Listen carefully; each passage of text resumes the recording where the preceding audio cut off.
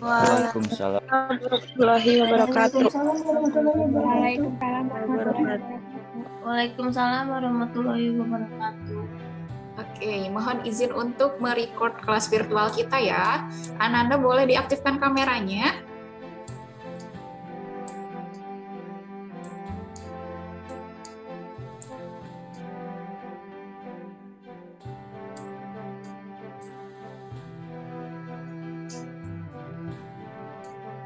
Iya, kita akan ambil dokumentasi bagi yang sudah hadir tepat waktu.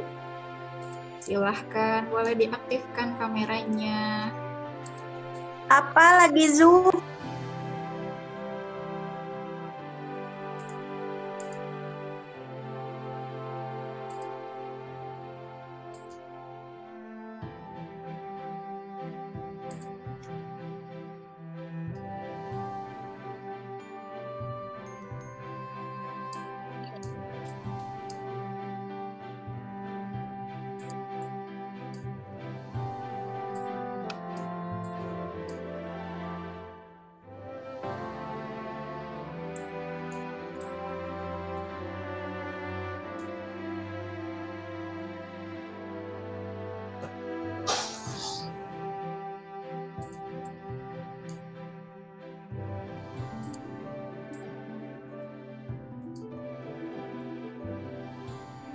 Oke, bolehkah diaktifkan bagi yang belum mengaktifkan kamera?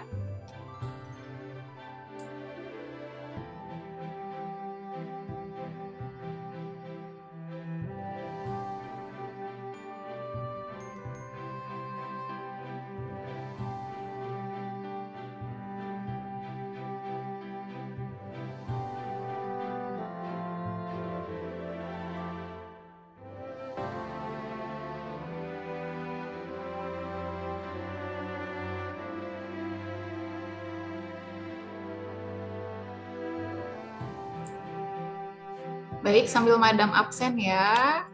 Ada Adelia, ada Aura, ada Cindy, ada Cut Audi, ada Dea Aulia, ada Dea Sandria, Kaila Hafsah, Laudi, Mela, Nabila, Najwa, Nazwa, Sally, Rima, Syarah, Rifda, Reva, Alfadila, Fahira, Yesenia, Nashwa, Ratu, Shalwa, Windy,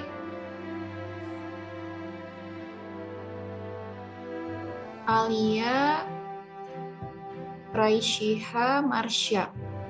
Baru 26 ya yang bergabung.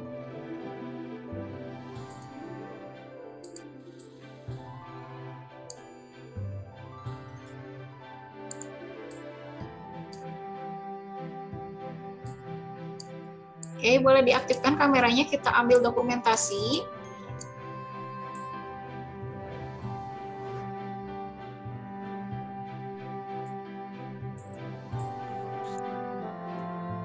Oke, Mela, Ratu, Dea Sandria, Fahira, Najwa, Cut Audi, Alfadila, Nashwa, Cindy Aulia, bolehkah diaktifkan kameranya? Oke. Siap ya, boleh disiapkan gaya terbaiknya. 1, 2, 3. Oke. Bentar ya.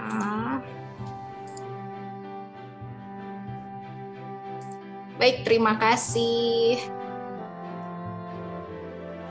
Madam ingin meminta bantuan kepada Reva, bolehkah membantu Madam untuk memimpin doa? Boleh.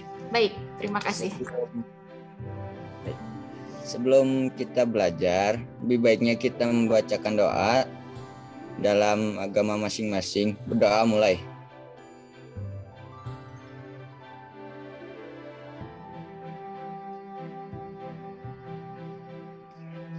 Selesai. Baik. Alhamdulillah, terima kasih Reva atas bantuannya.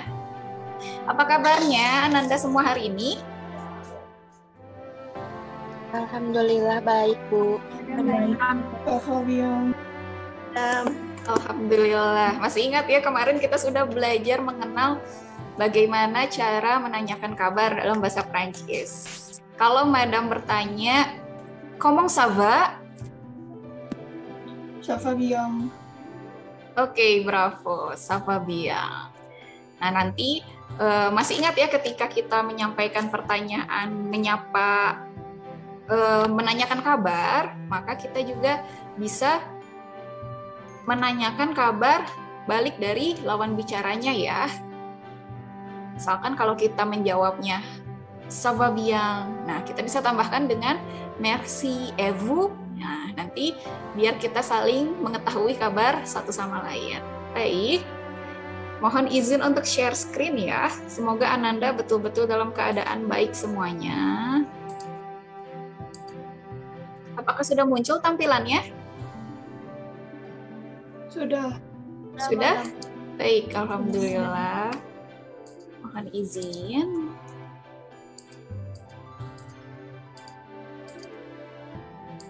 Oke.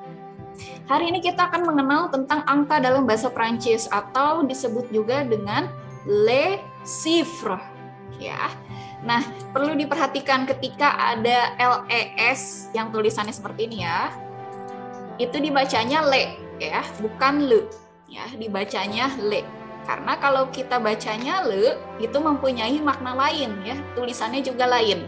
Jadi kalau ada LES dibacanya le, ya. Kemudian chiffre, ya. Ini kita bunyikan dengan chiffre, artinya angka, ya. Karena kita belajarnya angkanya banyak, ya kan, nggak satu angka aja kan, tapi angkanya banyak, maka kita menambahkan S di sininya karena sebagai tanda untuk angka yang kita pelajari, angka yang akan kita bahas itu jumlahnya lebih dari satu atau jamak. Jadi aturan seperti ini tidak jauh berbeda seperti dalam bahasa Inggris ya. Ketika kita membahas objek yang lebih dari satu jumlahnya, maka di belakangnya ditambahkan huruf S ya. Seperti ini. Les chiffres ya. Walaupun ada S di belakangnya, tapi S-nya tidak dibunyikan. Jadi tetap les chiffres ya. Artinya angka-angka. Nah, chiffre itu artinya angka, tapi kenapa kita harus pakai LES? Nah, yang Madam Blok ini ya, LES ini adalah artikel ya. Kalau dalam bahasa Prancis disebutnya article. Nah, artikel ini mempunyai fungsi sebagai penanda kata benda ya. Nanti akan kita pelajari lebih dalam lagi mengenai artikel, tetapi hari ini Ananda sudah mengetahui salah satu bentuk artikel, ya, yaitu LES. Oke, untuk menandakan kata benda yang jumlahnya banyak atau lebih dari satu, ya. Karena angka itu termasuk kata benda, kalau di dalam kamus, ya, maka kita pakai artikel, ya. Artikelnya apa? LES atau kita lafalkan dengan le ya. Les chiffres artinya angka-angka ya. Oke, kita akan mengenali angka dasar dulu dari 1 sampai dengan 20 ya. Oke. Kalau bentuk angkanya sama seperti dalam bahasa Indonesia. Jadi Ananda harapannya memang sudah mengetahui kan, pastinya dari TK nih kita udah mengenal bentuk angka yang kita pelajari nih, dari 0 sampai 9 ya, bentuk angka dasarnya. Oke, jadi bentuknya sama, tapi pelafalannya tentu berbeda. Dimulai dari angka 0 ya, angka 0 ini kita lafalkan dengan zero ya. Jadi walaupun tulisannya mirip-mirip seperti angka 0 dalam bahasa Inggris, tapi kita membunyikannya berbeda ya. Jadi jangan sampai tertukar nih. kita bunyikan dengan zero, ya. Zero. Oke. Jadi E-nya itu E banget ya, Z. Kemudian depannya juga Z bunyinya. Jadi jelas ya, zero. Oke. Angka 1. Angka 1 ini kita lafalkan dengan ang. Ya. Walaupun tulisannya U sama N, tapi kita bunyikannya ang, ya.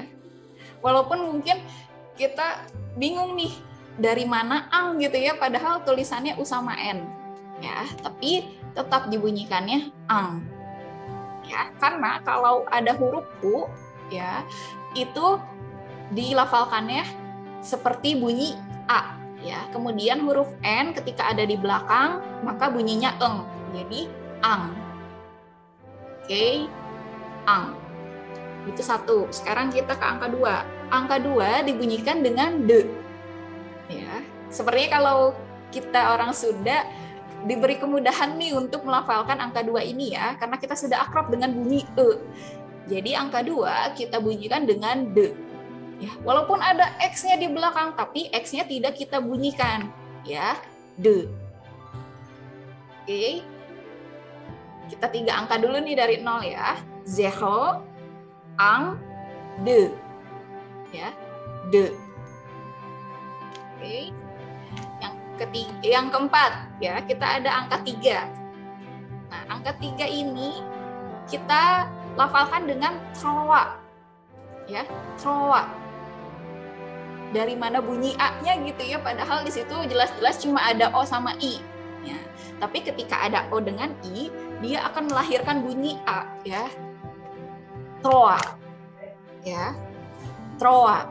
Ada S di belakang, S-nya tidak kita anggap ada ya, jadi jangan dibunyikan. Jadi bunyinya adalah troa. Ya, troa. Oke. Zero, ang, de, troa. Ya. Kemudian angka 4. 4 itu quatre. Ya. Jadi walaupun ada U-nya, ini salah satu tips ya, ketika ada U dengan A, nah U-nya ini hampir tidak ada bunyinya, jadi bisa kita lafalkan dengan quatre. Ya. Tapi E di akhir itu sebetulnya tidak berbunyi jelas sekali, jadi kita bisa melafalkannya dengan quatre. E-nya tidak terlalu bunyi jelas ya, tidak seperti E pada angka 0, kan kalau di sini zero, kalau di sini quatre. Ya, jadi E-nya sama-sama. Kemudian angka 5, angka 5 ini kita bunyikan dengan seng. Ya. Sepertinya kalau dengan bunyi seng itu sudah akrab ya, karena ada juga dalam kosakata bahasa Indonesia. Ya, seng. Walaupun kita lihat dengan jelas-jelas di mana bunyi E-nya, padahal cuma ada huruf I di sini, huruf vokalnya. Nah, tetapi pelafalannya itu jadi E, ya, seng, seng, ya. Kadang kalau orang penutur aslinya, pasti karena dia ada huruf Q di belakang, pasti ada seperti dentuman kecil ya, seng, gitu. Oke, dari 0 sampai 5 ya. 0, un, 2, 3, 4, 5. Oke, dari 0 sampai 5 dulu, apakah ada yang ingin ditanyakan?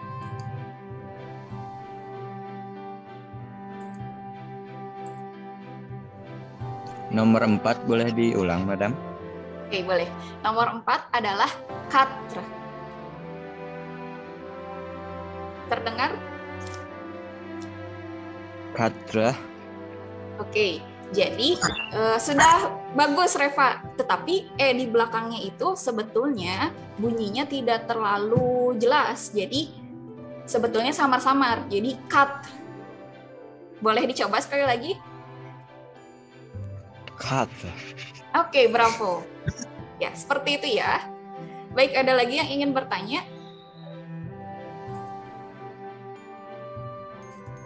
Kalau nanti ada yang ingin bertanya boleh raise hand ya. Jadi kalau misalkan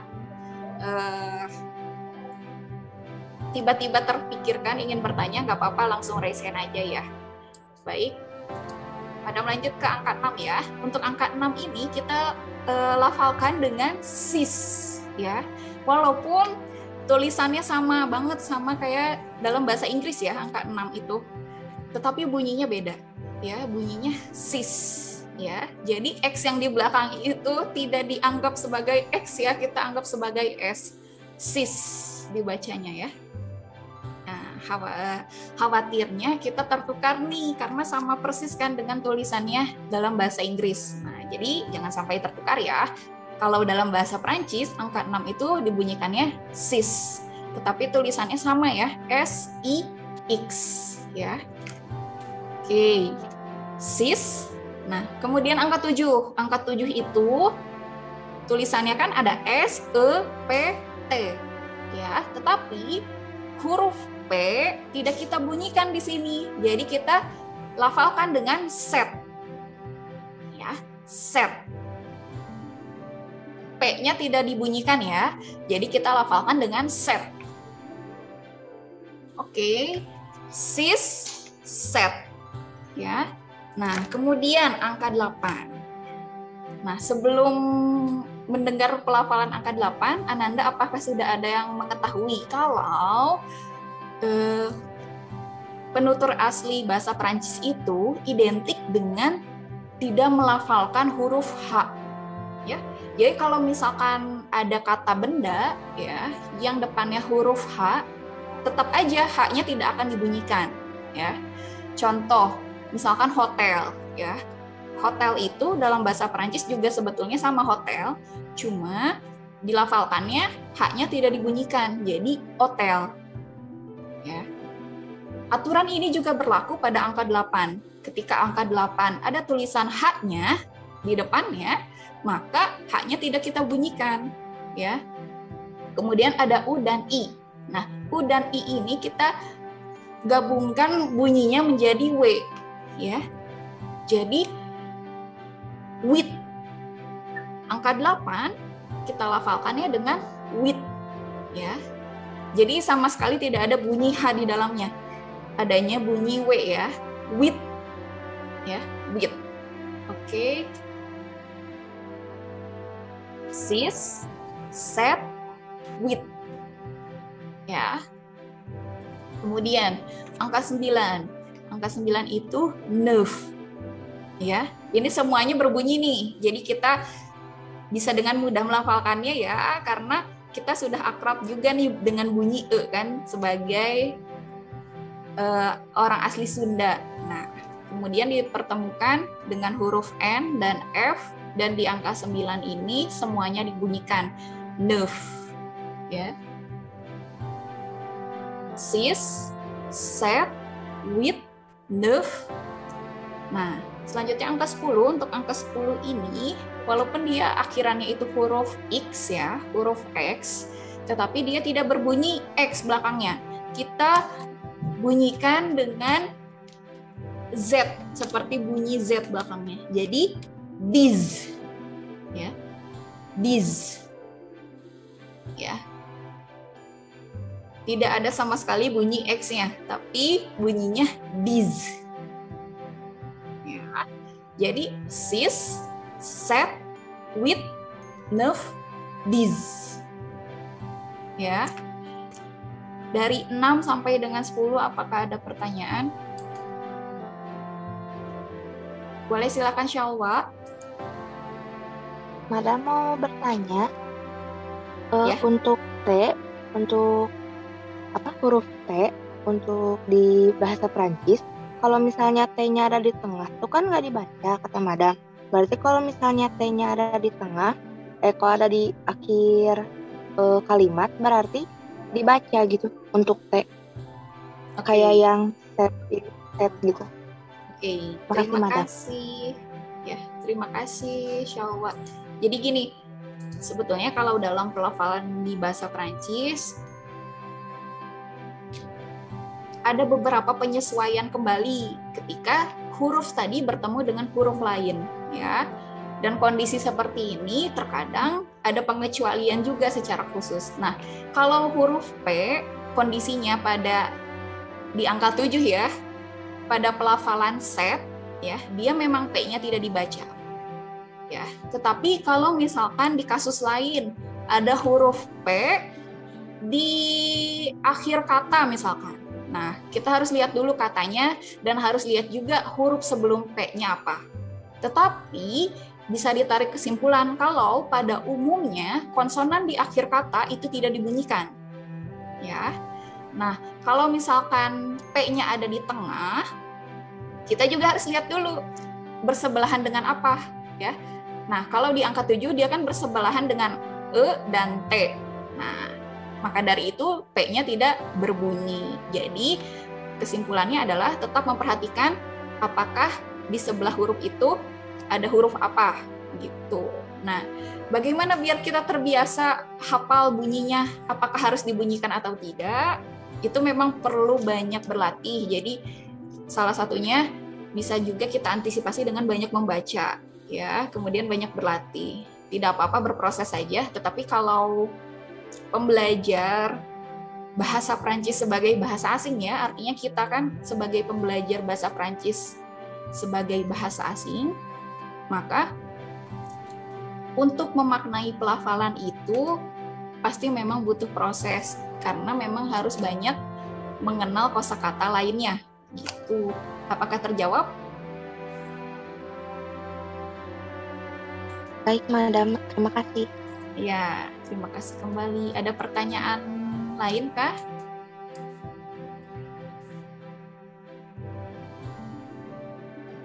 Oke.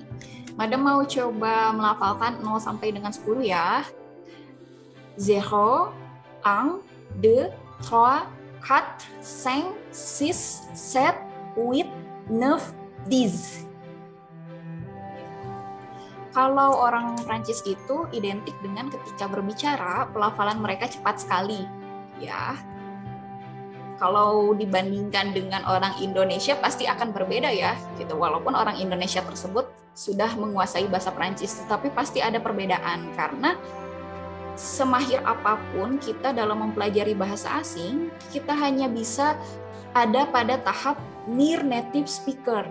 Jadi memang teorinya seperti itu ya, jadi memang penelitian pun membuktikan seperti itu, karena memang kita bukanlah penutur asli, tetapi kita juga mempunyai hak untuk belajar sebaik mungkin agar bisa sampai pada tahap near native speaker. Ya, seperti itu. Idealnya memang ketika belajar bahasa asing itu langsung belajar dengan penutur aslinya gitu ya, jadi dengan orang Prancis aslinya. Nah, karena memang kita memiliki keterbatasan akses untuk saat ini, ya, Ananda juga bisa menambah referensi pembelajaran dari YouTube misalkan, ya. Ada beberapa penutur asli yang memberikan konten edukasi terkait pelafalan kosakata dalam bahasa Prancis. Nah, kita bisa mendengarkan dari sana, ya. Nanti lama-lama semoga dapat dapat menularkan kepada kita bagaimana pelafalan yang baik dan benar sesuai dengan aturan bahasanya. Seperti itu. Jadi tidak perlu khawatir, yang penting Ananda terus berproses untuk melafalkan, dan kuncinya harus selalu percaya diri ya. Jadi walaupun misalkan dirasa belum yakin nih benar atau enggak ya, tapi kalau percaya diri pasti itu akan menambah nilai tambah bagi Ananda ya. Karena orang Prancis itu sebetulnya sangat mengerti sekali, sangat memahami sekali ketika ada orang asing bagi mereka ya, dalam artian di luar asli orang Prancis yang mempelajari bahasa mereka. Gitu. Yang penting ketika kitanya percaya diri, itu mereka pasti bisa memahami apa maksud kita, ya. Jadi mereka sangat memahami sekali, ya. Baik, untuk 1 sampai 10 sudah kita kenali bunyinya. Sekarang kita lanjut ke 11 sampai 20 ya. Nah, untuk 11 itu ada onze. Ya, jadi bunyi O ketemu N jadi ong, kemudian ada unsur-unsur Z-nya di belakang, onze, ya, onze. Oke, kemudian 12. 12 itu seperti kita mau bilang dus, tapi S-nya itu ada bunyi Z-nya. Dus. Ya. Kemudian sebetulnya agak panjang nih bunyi U-nya ya. Jadi dus. Oke, 13 trays. Ya. Nah, agak unik melafalkan ya. Jadi ketika ada T dengan R dan E, ya, tapi di sini E-nya bunyinya E, ya. Trays, ya. Jadi hampir semua huruf di sini dibunyikan ya, tapi E yang di akhir ini bunyinya samar-samar, ya. Jadi trays. Oke, selanjutnya 14, 14. Nah, U-nya juga tidak kita bunyikan di sini ya. Jadi langsung huruf Q-nya ketemu dengan A. 14. Ya. 14. Pokoknya kalau ada bunyi Z, kalau ada huruf Z, pasti bunyinya Z. Ya, ada bunyi Z di belakangnya. Kemudian 15 ada 15. Nah, ini agak unik ya. Di mana bunyi E-nya di sini gitu ya, padahal cuma ada U sama I gitu ya. Tapi ya aturannya seperti itu. Ternyata kita lafalkan dengan E di sini bunyinya. Jadi 15. Ketika ada N berarti eng, kemudian ada Z berarti bunyinya Z di belakang. 15. Ya. 13, 14, 15. Oke. 16 itu says.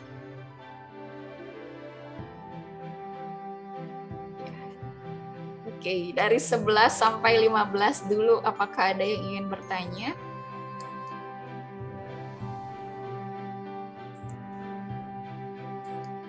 Oke, masih aman ya.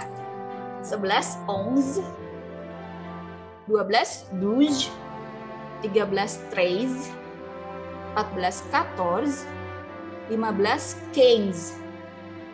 Oke, kita naik ke 16. 16 itu says. Says. 17 diset, ya. Nah, ketika masuk ke 17 kita ketemu nih sama tulisan angka 10 ya, this, ya kan, 10. Kemudian ada set, set kan 7 ya, 10 sama 7, oh 17 gitu. Jadi diset, ya. Kita melafalkannya bisa disatukan bunyinya, jadi sekaligus diset. Karena dia ada stripnya juga di sini dalam penulisannya, kita boleh bunyikan sekaligus ya. Memang harus dibunyikan sekaligus. This set. Ya, jadi jangan diputus-putus, jadi langsung saja dibunyikan sekaligus. This set. Masuk ke 18, ada 10 sama 8 kan? 10 this, 8 with. Jadi this sweet. Ya. This sweet. Ya. This sweet. Kalau cepatnya, this sweet. 19 ada 10 sama 9, 10 this, 9 neuf. Jadi this neuf.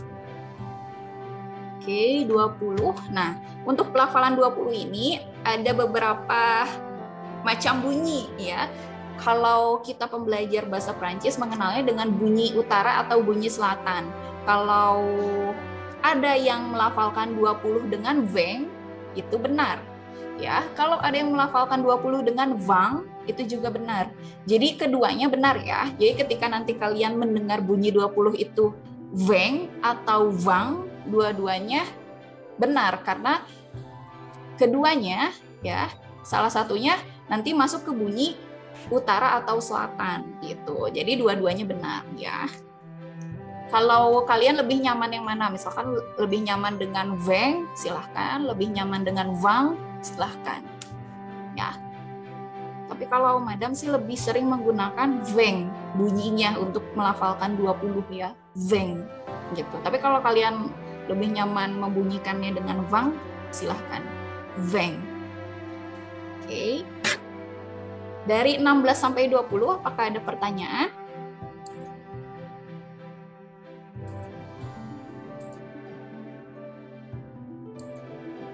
Tidak ada.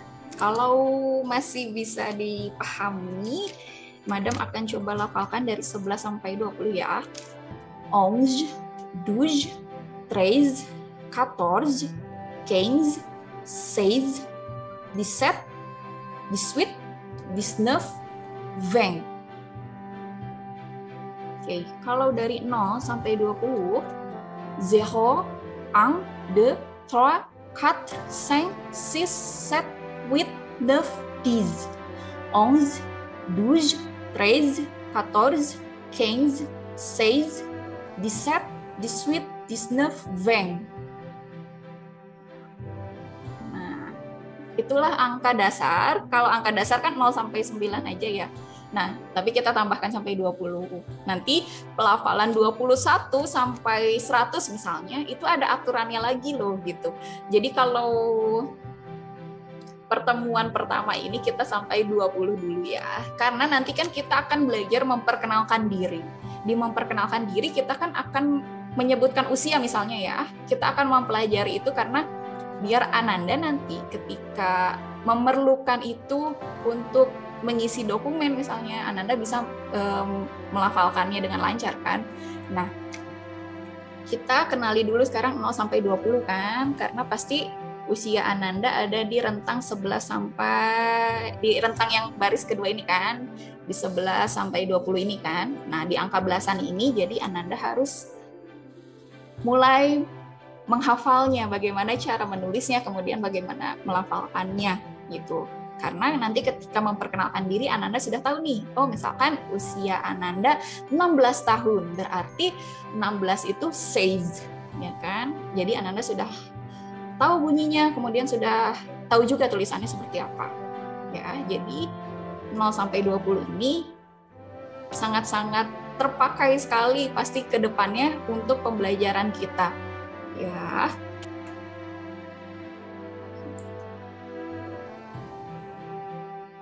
Apakah ada yang ingin ditanyakan atau ingin disampaikan? Silakan.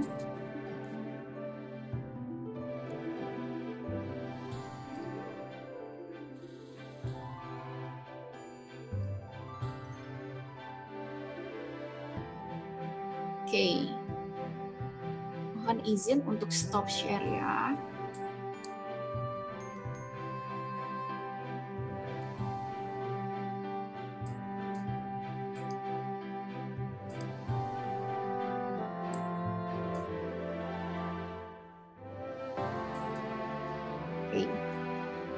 Terima kasih bagi Ananda yang sudah hadir pada kelas virtual hari ini.